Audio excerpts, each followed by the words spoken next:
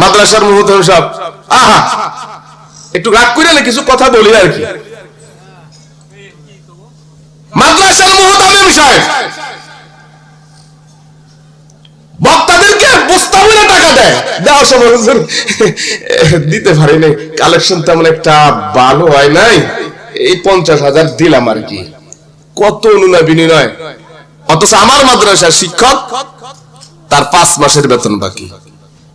বেতন চাইলে কয় সবর নাই, ধৈর্য নাই, সবর নাই, ধৈর্য নাই, দিনের জন্য মিয়া কি করছেন আপনি?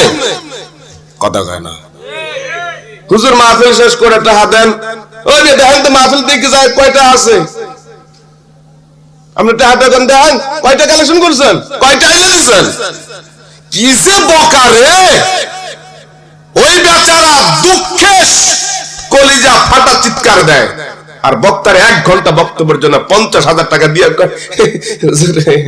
কথা কয় না। তোমার মতো জালেম মুহতামিম পৃথিবীতে একটাও নেই, তোমার মতো জালেম মুহতামিম পৃথিবীতে একটাও নেই। মাদ্রাসা উস্তাদ দিকে কান্নাইয়া মসজিদের ইমাম সাহেব বলে দুঃখ কষ্ট দিয়ে এখানে আইসা বক্তব্য দিবেন, লক্ষ লক্ষ টাকা খরচ করে, এই ওয়াদের কোনো ফায়দা নেই।